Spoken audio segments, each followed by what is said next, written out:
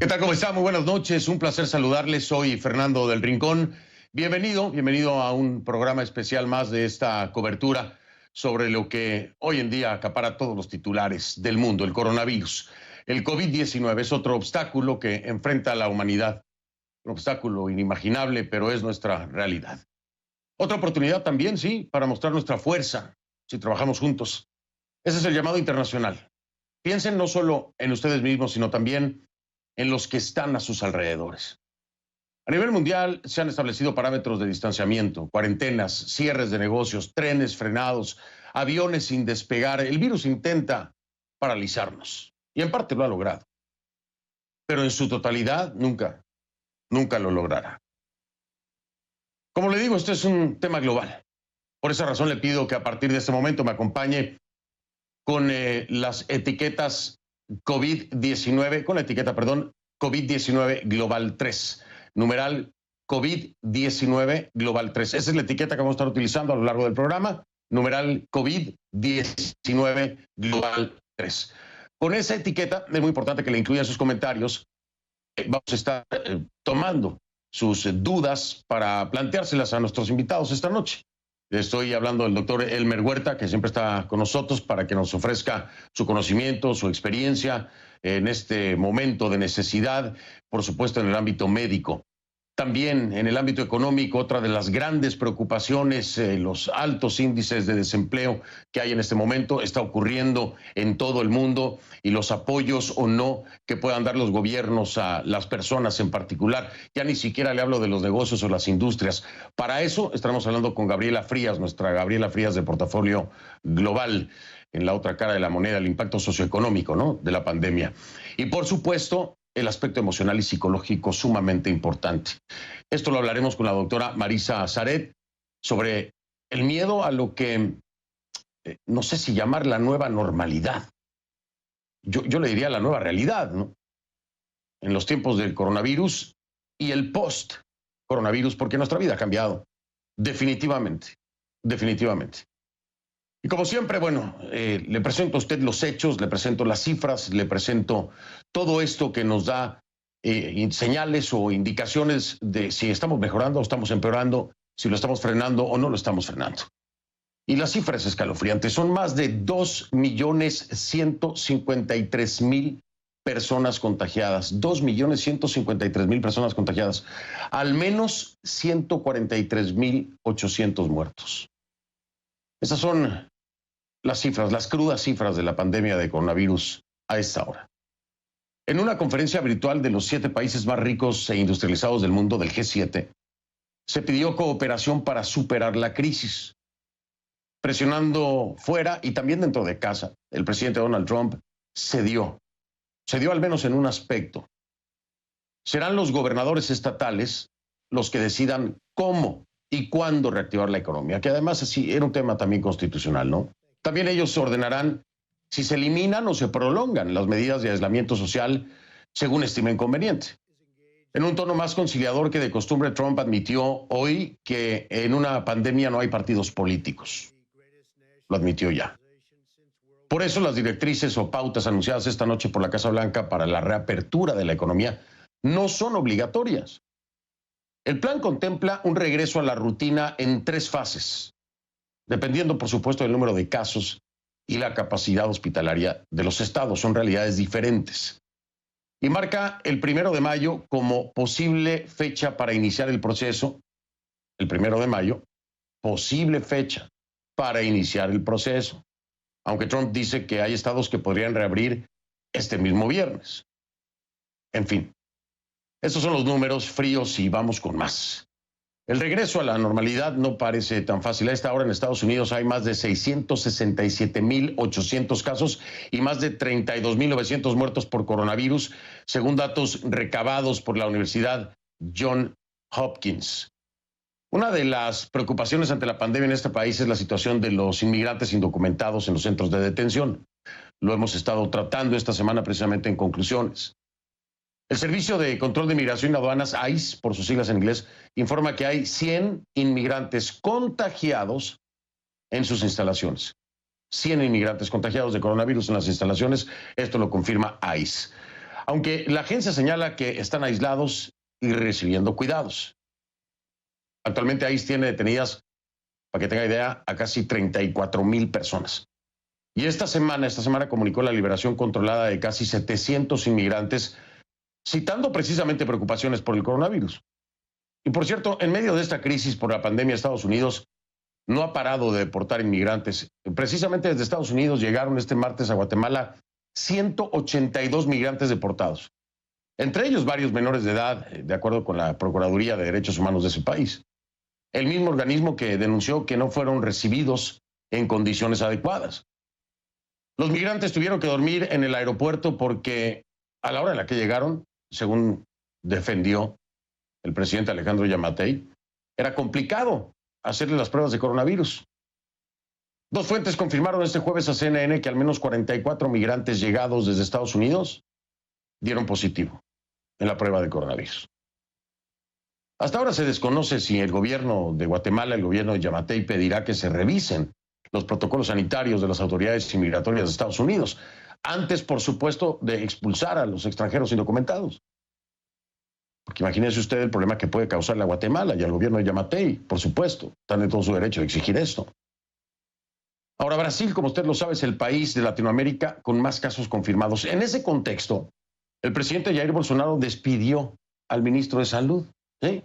A Luis Enrique Mandetta, lo despidió. ¿Por qué? Bueno, es que ambos tienen visiones enfrentadas sobre cómo combatir la crisis. Mandetta apoya las restricciones aplicadas por gobernadores en varios estados, mientras que Bolsonaro, y usted sabe, aquí le hemos presentado varias de sus frases, ¿no?, defiende una cuarentena selectiva ante lo que ha calificado como una gripecita. Así lo dijo. Entonces, imagínese usted, bueno, no está de acuerdo y el secretario de Salud se va porque se va. Después de varias semanas de diferencias entre ambos, pues Bolsonaro ya lo despidió. Otro de los países más afectados es Ecuador. En la provincia de Guayas, nada más se contabilizan 6,703 fallecidos en los primeros 15 días de abril, según el jefe de la Fuerza de Tarea Conjunta del gobierno, Jorge Huated. Pero Jorge Huated aclaró que entre ellos hay fallecidos por coronavirus y también por otras causas. No necesariamente este universo es solamente de coronavirus. Sin embargo, se trata de una cifra pues mucho más alta de lo habitual, ¿no? En promedio mensual de muertes en Guayas, antes de esta crisis, era de unas 2,000 personas. Y ahora fueron más de 6,000 en solo 15 días. Es decir, en la mitad del mes, ¿no? 6,000 en solo 15 días. Estoy hablando del doble de lo que se promediaba en un mes, solo en 15 días. Ahí haga más cuentas si quiere usted. Las autoridades enterrarán casi 700 cadáveres allá en Ecuador entre esta semana y la próxima. Si le parece, vamos a repasar, como siempre, las cifras de la pandemia en América Latina y el Caribe. Iniciamos entonces, como siempre, por orden alfabético. Nos vamos con Argentina, con 2,669 infectados y 122 fallecidos. Bahamas, 53 casos y 8 muertos. Belice, 18 contagios y 2 víctimas mortales. Bolivia, con 465 casos confirmados y 31 defunciones. Y en Brasil, 30,425 contagios y 1,924 muertes. De ahí nos vamos a Chile. 8,807 contagios y 105 fallecimientos. En Colombia, 3,233 casos y 144 muertes. Costa Rica, 642 positivos y 4 fallecidos. En Cuba, 862 casos y 27 muertes. Esto, por supuesto, de acuerdo al régimen. Y en Ecuador, 8,225 contagios y 403 muertes. De ahí nos vamos con El Salvador. 164 personas han contraído el virus y 6 han muerto. En Guatemala se acaba de elevar el número. Le quiero decir a usted, en este momento se eleva a 214. Efectivamente, esta cifra se acaba de generar justo en este momento. Le repito, en Guatemala actualizan el gobierno del doctor Yamatei 214 casos de coronavirus, según datos oficiales, 7 fallecidos por el coronavirus. Esto es en Guatemala. En Haití, 41 contagios y 3 muertos. Honduras, al menos 426 infectados y 35 fallecidos. Y en Jamaica, 143 casos de coronavirus y 5 muertos. De ahí nos vamos a México.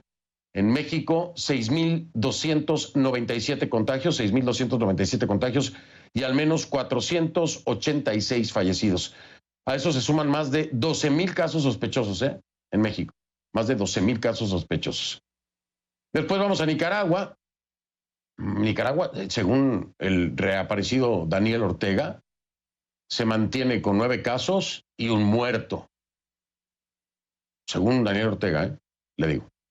En Panamá hay 4,016 casos en Panamá y 109 muertos. En Paraguay hay al menos 174 casos y 8 muertos. Y Perú suma 12,491 contagios y 274 defunciones. De ahí nos vamos a la Isla del Encanto, a Puerto Rico, 1,043 casos y 56 muertes en Puerto Rico. En República Dominicana, 3,755 contagios y 196 muertos. En Uruguay, 502 casos y 9 muertos. Y en Venezuela, según el régimen de Maduro, 204 casos y 9 muertos. Estas son las cifras y se van actualizando. Le daré la información como lo hice ahora con Guatemala precisamente. Le recuerdo la etiqueta que estamos utilizando en este programa. Por favor, envíe sus comentarios, preguntas, dudas con esta etiqueta.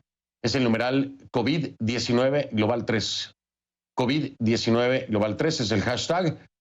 Así que, pues envíe sus preguntas porque ya viene el doctor Huerta, por supuesto, en este programa especial de CNN en español, en cobertura por la pandemia del COVID-19. Ya venimos.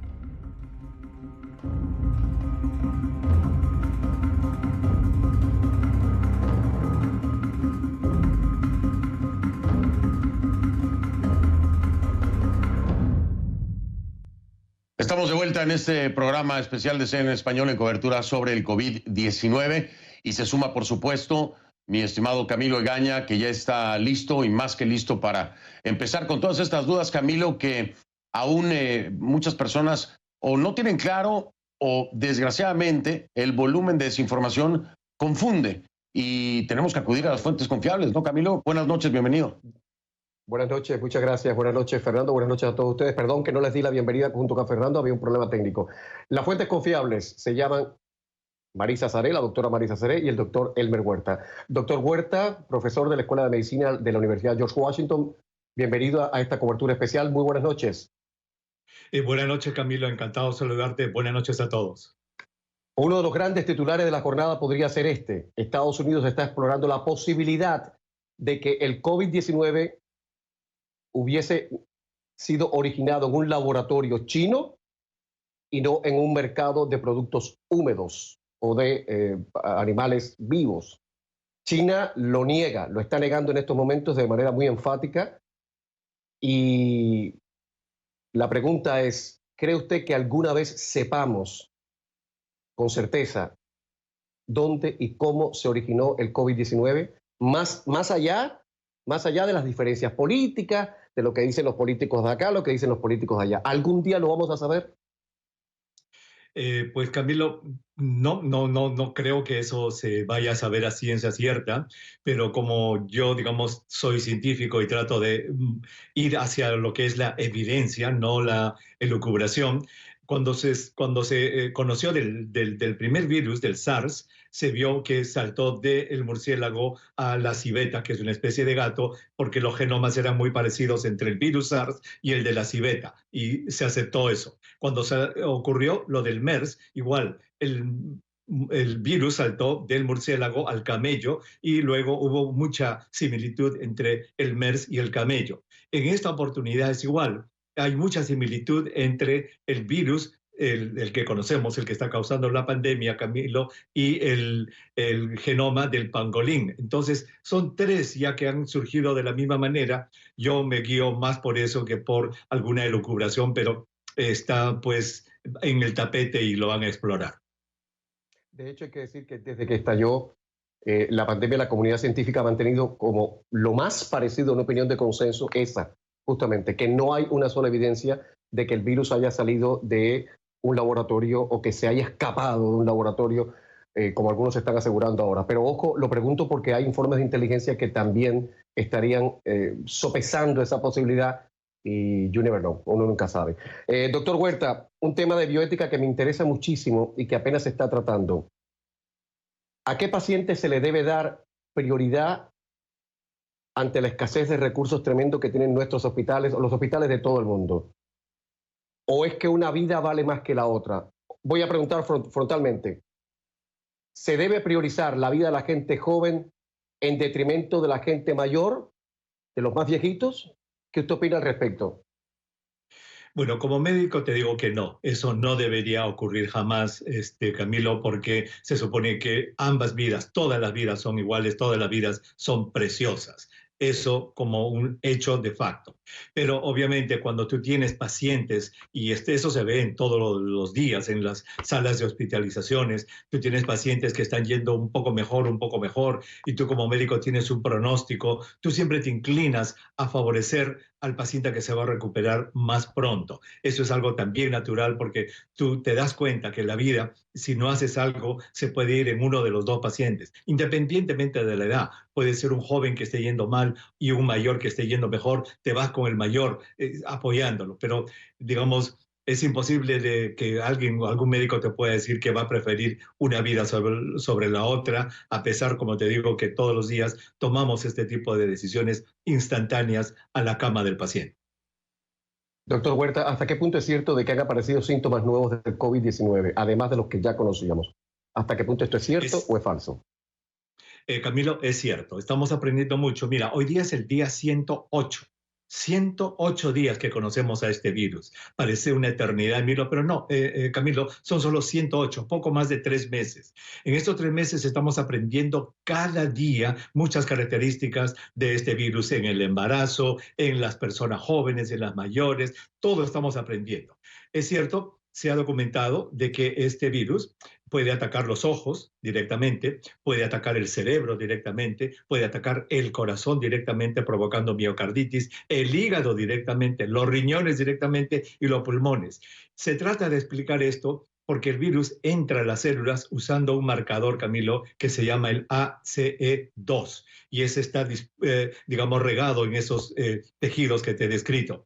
Y es más, están apareciendo dos teorías diferentes de que la enfermedad no sería enteramente pulmonar, sino sería una consecuencia de problemas en los glóbulos rojos y la otra que postula que sería un problema de coagulación intravascular diseminada producida por un fenómeno inflamatorio. Mira, Camilo, es increíble, pero hoy día, 16 de abril, en el día 108, la ciencia como que se está replanteando lo que sabe acerca de esto y estoy seguro que en las próximas semanas vamos a escuchar mucho más de esto. No marca así suceda. Doctor Huerta, si yo me recupero del virus, esa inmunidad que yo he adquirido, ¿me va a servir a largo plazo o no necesariamente? Excelente pregunta, tampoco hay respuesta. Y vamos al punto. Hoy día es el día 108. ¿Qué significa esto, Camilo? Que los sobrevivientes más largos de esta pandemia tienen 108 días de haberse recuperado. Entonces, en 3 meses no podemos responder a la pregunta de si es que en 9 meses o en 12 o en 15 van a tener inmunidad. Es imposible. Si es que este virus se comporta, Camilo, como otros virus de la gripe, etcétera, puede haber inmunidad duradera. Lamentablemente, los otros, ¿te acuerdas que hemos dicho que este es el 7º miembro de la familia Corona? Pues los 4 primeros, Camilo, lo que causan es resfríos. Y son tan mutantes estos virus de que no dan inmunidad permanente. Entonces hay un grupo de científicos que piensa que por ser un virus corona no daría inmunidad permanente, pero es solamente un pensamiento. Eso no lo vamos a saber, por lo menos hasta 1 o 2 años, Camilo. Doctor Huerta, a propósito de las terribles, horrendas imágenes casi medievales de las fosas comunes que ya se están construyendo, esas morgues móviles que aparecen en las grandes ciudades en estos momentos, ¿qué relación hay entre los cadáveres y el COVID-19? Mi pregunta frontal es esta. ¿Con el COVID-19 podría suceder lo que sucede con el ébola o con el cólera, que la cadena de infección continúa incluso a partir de los cadáveres? Es una pregunta que se están haciendo sobre todo en Guayaquil, Ecuador. después de todo el desbarajuste que se ha armado allí con los cadáveres en la calle, en las casas. Un cadáver contaminado de una persona que ha muerto de COVID-19, ese cadáver potencialmente puede ser un foco de contagio importante. La respuesta, Camilo, es sí. Es más, existe toda una clasificación de los patólogos, los forenses, para determinar si un cadáver puede ser o no contagioso. Los cadáveres que fallecen por el COVID-19 están un pasito por debajo, una categoría menos que el ébola. Por eso es que, Camilo, se dice que las personas no deben acercarse, no deben abrazar al fallecido y debe ser cremado. Esa es la directiva que hay. Definitivamente las secreciones que pueda tener pueden ser contagiosas, Camilo. O sea, más que el entierro tradicional, la cremación es lo más idóneo, dice usted. Hay una pregunta que se hacen en redes sociales a partir de algo que han dicho los investigadores en Asia, algunos investigadores asiáticos que dicen que probablemente los perros callejeros que habrían comido carne de murciélago también podrían estar operando como factores, como vectores de contagio. Es difícil.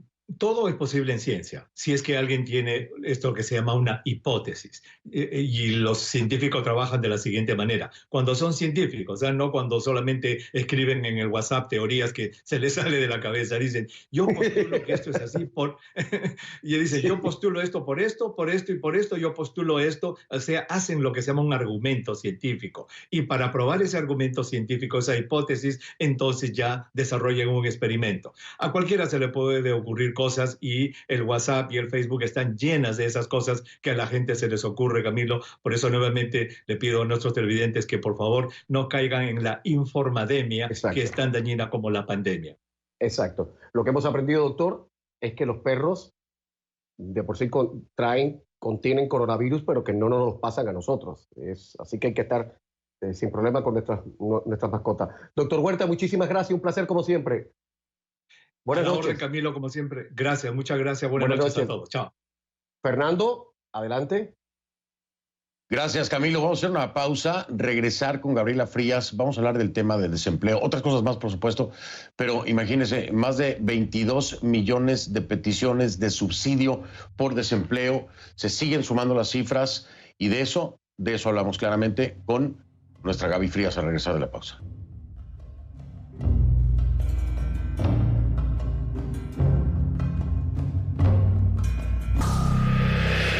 Por ahora no son solo posibilidades solo posibilidades, pero ya comienzan a surgir modelos de cómo cambiará la vida de los estadounidenses una vez que se haya superado la contingencia por la pandemia. En diferentes partes del país se están realizando consultas a sindicatos y trabajadores para modificar horarios de clases, establecer horarios escalonados y modificar recesos y educación física. Es probable que se vuelva común medir la temperatura de la gente antes de ingresar a un local o establecimiento. Y no parece factible que se retomen conciertos o juegos deportivos con público en el futuro cercano.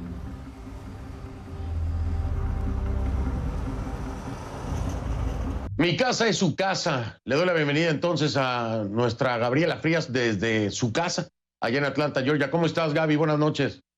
Hola, Fer. Qué gusto tenerte de vuelta. Bueno, todos los días te veo, pero en este especial, cómo no tenerte, sobre todo si pensamos en estos más de 22 millones de pedidos iniciales de subsidio por desempleo, pero hay muchas otras cosas pasando. Yo sé que nos vas a hablar de eso, pero tú traes otros titulares también, ¿no? Sí, déjame, te los doy nada más para que sepas que, bueno, obviamente ya es de día en China y ya sabemos que la economía se contrajo casi 7% en el primer trimestre. Para una economía del tamaño de la de China, obviamente que es una economía que crece 6% y cuando crece en ese nivel decimos que es un menor crecimiento en 30 años, pues el trancazo es importante. Otro titular, Fer, que la Comisión de Relaciones Exteriores de la Cámara de Representantes está diciendo que se vaya el director de la OMS y con eso mejoramos la confianza. Esa es una nota que va a crecer en las próximas horas. Y lo bonito de la economía y la salud y las vacunas. Gilead Sciences, la acción de esta compañía que es estadounidense, biotecnológica, está avanzando en operaciones fuera del mercado, antes de que abra el mercado, porque están haciendo unas pruebas clínicas con, bueno, pues un tratamiento contra el COVID-19 y hasta ahora los resultados preliminares están indicando, bueno, pues cosas que son de esperanza. Así que no se olviden ustedes de Gilead Sciences, ha sido protagonista y cuando yo pueda en este espacio, pues vendré a platicarte de esta y otras compañías que con esto también hablamos de negocios, de economía y de la promesa de los hombres y las mujeres de ciencia en este contexto, Fer. Por supuesto, también es muy importante. Gaby, veía imágenes, tú las veías también, las platicábamos más temprano, preocupantes en Carolina del Norte, gente desesperada que quiere que se reabra ya el país, que se reactive la economía. Y estamos viendo las cifras, son más de 22 millones de solicitudes para recibir este beneficio de desempleo. ¿Cómo están las cosas en Estados Unidos con esto? Complicadas porque lo sabíamos, lo habíamos dicho, quienes están preocupados por la salud, pero también están más preocupados por la economía y en más estados, 6 al menos, se han visto protestas de personas que quieren que se reabra, ahí están las imágenes, véalas usted mismo, imágenes en varios estados del país, estados gobernados por republicanos y demócratas, aquí no importa el color, aquí la preocupación es de los rojos y de los azules y de los morados y de los verdes, en el sentido de que se reabra la economía. Hay una enorme preocupación. 22 millones de personas, te lo pongo en perspectiva, pidiendo por primera vez ese subsidio por desempleo, está prácticamente borrando los empleos ganados desde la gran recesión hace una década. Así que, y solo esperamos que la cifra crezca. Veníamos de 3,5% de desempleo en febrero, 4,4% en marzo. Con esta tendencia, Fer, en abril estaremos viendo un desempleo en Estados Unidos formalmente de 2 dígitos. Los estados se están quedando sin dinero para pagar estos subsidios, faltan los cheques y también se están quedando sin dinero pues la Oficina de Pequeños Negocios de Estados Unidos, porque hay hasta 1 millón de empresas que todavía no han recibido este apoyo y ya están tocando otra vez la puerta del Congreso. Así están las cosas acá. Fondo Monetario Internacional, tú, Gabriela, que siempre estás al pendiente de estas conferencias con respecto a Latinoamérica. El día de hoy se tocó este punto y, bueno, hay algo importante sobre México, ¿no? Sí, te doy titulares también. Perú colocó bonos a tasas mínimas históricas para respaldar su lucha contra el COVID. Argentina, en unas horas, una propuesta para refinanciar su deuda o reestructurar su deuda. Interesante lo que va a pasar en el mercado, la reacción. Yo te conté que para América Latina el FMI decía que vamos a contraernos 5,2%, pero la parte más triste es que ya dijo el FMI que va a ser la década perdida, la de los 80 muy conocida por crisis de deuda, ahora habla de la década de 2015 a 2025 por shocks en precios de materias primas, shocks por temas de pagos en Ecuador, en Argentina, y el COVID lo que va a hacer es nos caemos, el año que entra levantamos, vamos a ver si se cumple, pero no va a ser suficiente para compensar por esa década perdida. Importante, Fer, de 100 países que han tocado la puerta del FMI pidiendo ayuda, 16 son de América Latina y el Caribe. Unas 5 naciones son caribeñas que han visto que el turismo se desploma y ellos también están pidiendo ayuda. Han pedido también Honduras y Barbados.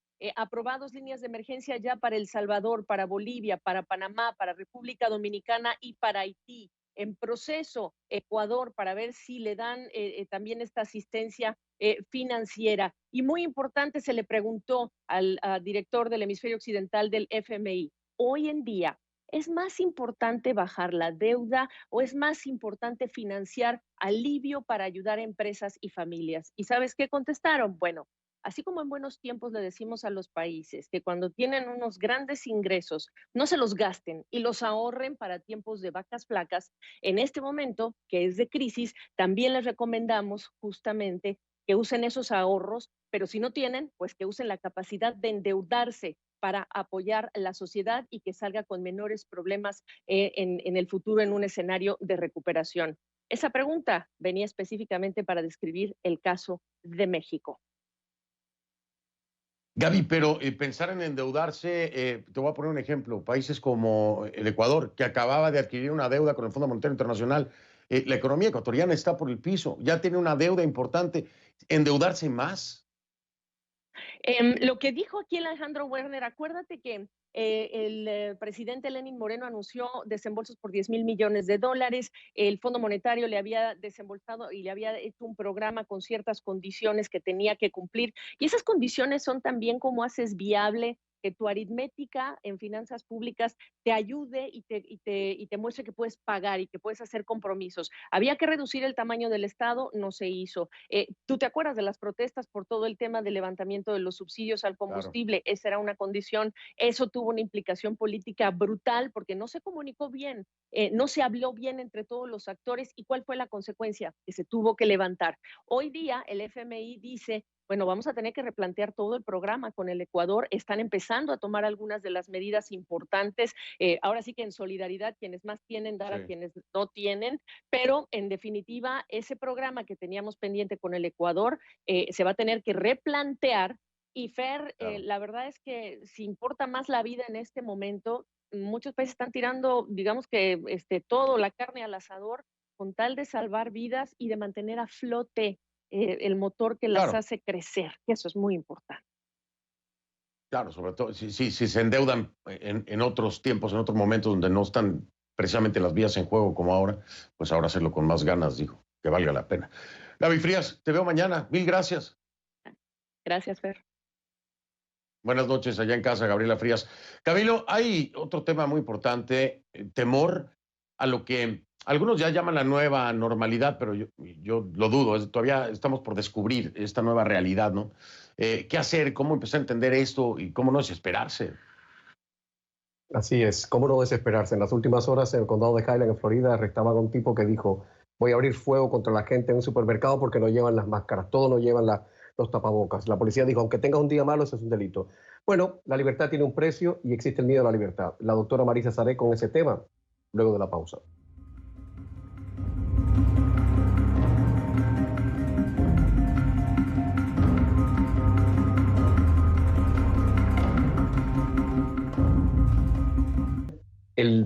Cuando llegue el momento en que ya no tengamos más que hablar del coronavirus. ¿Se imaginan eso? Seguimos curándonos en salud ahora de la mano de la doctora Marisa Saré, la presentadora del programa Vive la Salud, que transmite esta cadena. Doctora Saré, buenas noches. Bienvenida. Buenas noches, Camilo. Óigame, todo parece indicar que los países han decidido ya, los gobiernos, las autoridades sanitarias, con más recelo que con el entusiasmo que ponen los políticos, ir reabriendo, como se dice popularmente, la sociedad o ir regresando a la normalidad, pero en realidad es a la nueva normalidad. Yo me pregunto, ¿cómo vamos a regresar sin trauma, sin recelo, sin miedo a que alguien se me acerque? La Universidad de Harvard ha dicho en las últimas horas que lo ideal es seguir el distanciamiento social hasta el 2021. ¿Eso es factible? ¿Cómo vamos a hacer sin enloquecer? Y muchas personas, otros científicos están diciendo que quizás es hasta 2022. Así que, Camilo, yo tuve la experiencia esta semana de conversar con varias familias españolas que precisamente tú sabes que están pasando por ese proceso en este momento. Y esa fue la pregunta que yo les hice. ¿Cómo se sienten ustedes mirando un mañana si han pasado tanto tiempo encerrados? Y todos me dijeron con miedo, con terror. E indudablemente, Camilo, esto ha sido un reto para todas las sociedades a nivel mundial. Igual que el doctor Huerta anteriormente te decía que estamos aprendiendo sobre este proceso, sobre este virus, desde el punto de vista científico, desde el punto de vista médico, desde el punto de vista emocional, también estamos aprendiendo mucho. Y te voy a decir por qué. Sí, sabemos que hay reacciones que la vemos en desastres naturales, por ejemplo, después de un terremoto, el terremoto de Haití, que nosotros, el hospital donde yo trabajo, participamos en ese proceso, en los huracanes que vivimos aquí, sabemos que hay ciertas reacciones que el ser humano tiene y que se manifiestan durante esos periodos de estrés, pero esto es diferente. Y para nosotros, los psicólogos en este caso, es algo que también estamos afrontando y a veces nos miramos y nos hablamos los unos a los otros y decimos, ¿qué está pasando y cómo vamos a afrontar esto? Porque estamos hablando de varias pandemias, Camilo. Estamos hablando de la pandemia médica del virus, estamos hablando de la pandemia económica, estamos hablando de una pandemia social, estamos hablando de una pandemia emocional. O sea que hay tantos procesos envueltos en este paso que vamos a dar que es complicado. Pero en respuesta a la pregunta que tú me has hecho, no va a ser, va a ser un nuevo normal, una nueva vida que tenemos. Pero recuerda que hace 4 semanas, por ejemplo, 5 semanas, nos volcó la vida al revés y aprendimos. Pasamos por el proceso del shock, de la ira, de la negación, de negociar, bueno, si me quedo 2 semanas, esto va a pasar, hasta llegar al momento de decir, esta es mi realidad, esto es con lo que tengo que vivir. Y nos adaptamos. Y aprendimos mucho, Camilo. Aprendimos a querernos a distancia. Aprendimos quizás a escucharnos mejor. Aprendimos a valorar esas pequeñas cosas que antes no valorábamos. Hemos aprendido tanto que yo tengo fe en que este paso, este nuevo paso, sí, vamos a tener miedo. Y la invitación es, vamos con el miedo. Vamos a sentarnos un ratito con ese miedo, a explorarlo un poco, a conversarlo un poco, pero vamos a ir caminando hacia el futuro, Camilo. Que así sea, doctora Saré, y ojalá que dentro de un par de años hablemos de esto como una anécdota, como una prueba totalmente superada, porque jocoso no va a ser. Esto es muy terrible y duele mucho y mucha gente buena está muriendo, pero como una prueba superada. Doctora Saré, como siempre, un placer. Muchas gracias, buenas noches y cuídese mucho, ¿eh? Igualmente, Camilo. Ánimo.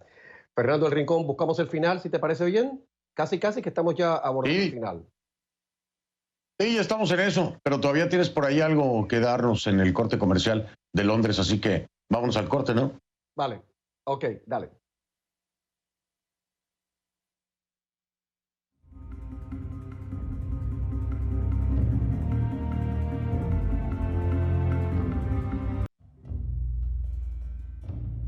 Historias de dolor, historias de alegría. En Londres, una enfermera embarazada de 28 años murió por coronavirus, pero antes de fallecer, los médicos lograron salvar al bebé. Por medio de una cesárea mantuvieron al neonato con vida y, según informaron las autoridades de salud este jueves, se encuentra muy bien. Mary Adgewag Japón trabajó durante 5 años en el sistema hospitalario. Ingresó con los síntomas del COVID-19 el 7 de abril y mire usted, murió 5 días después.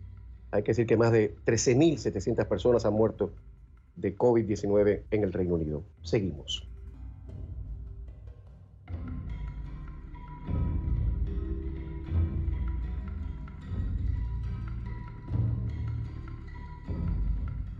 Camilo, estamos de vuelta ya para el cierre y quiero preguntarte desde aquí, porque a la gente se le olvida que nosotros padecemos también el encierro. ¿Cómo la vas llevando? Hay días buenos, hay días mejores, hay días que no son tan buenos. Estoy cocinando, no paro de cocinar, no paro de leer y supongo que de engordar. ¿Cómo lo llevas tú? Oye, ese es oye, creo que ese es el mal de todos, que todos vamos a subir de peso. Yo también estoy subiendo de peso, seguro que sí. ¿Sabes qué me pasa a mí? A mí me da insomnio en las noches. Yo estoy durmiendo a las 3 o 4 de la mañana, no puedo dormirme antes. Es difícil, la verdad que es difícil. Y uno tiene que sacar fuerzas de donde no hay. Y a mí lo que me funciona es que yo me acojo a las pequeñitas cosas. O sea, la doctora Saré un día me enseñó en una circunstancia muy terrible de mi vida que cuando las cosas van muy mal, cuando uno va a dormir, lo mejor es decir, bueno, ¿qué 3 cosas buenas han pasado hoy? ¿Sabes qué? Uno encuentra hasta 5 y 6 cosas buenas que han pasado. Y con ese babiné, me doy ese babiné y así logro remontar el día a día. Y agradeciendo de que uno está sano y que tiene trabajo. Ya 22 millones de personas han perdido el trabajo en los Estados Unidos. No quiero pensar al sur del continente lo que está pasando. Y así vamos, no hay de otra. Es que no hay de otra. Extraño mucho mis caminatas por la mañana, mi kayak. Me gustaba mucho ir de kayak en la Bahía de Biscayne. Ya no puedo hacerlo. tú no puedes jugar tenis, ¿es así? Sí, toca, hay sacrificios, pero es cierto, sabes que a mí lo que me trae mucha paz es eso, que estamos saludables y que tenemos trabajo. Sí, señor. Sí, señor. Pero sí me atormenta igual que a ti lo que está pasando en el continente. Oye, hagamos algo. En la gente ¿Qué? Hagamos algo. Cuando salgamos de esta, que vamos a salir de esta, yo jugar tenis contigo no me atrevo, pero que vengas tú al kayak mío y nos vamos por la bahía, en mi kayak, ¿vale? Va, cerrado. Trato hecho. Si no te da miedo los tiburones, lo puedes hacer. No, hombre, contigo me siento seguro, no te preocupes, mi querido Javier. Te mando un abrazo. Gracias, pero un abrazo. Se te extraña. Igualmente, un abrazo grande. Chao. Chao. Buenas noches allá en casa. Gracias por habernos acompañado.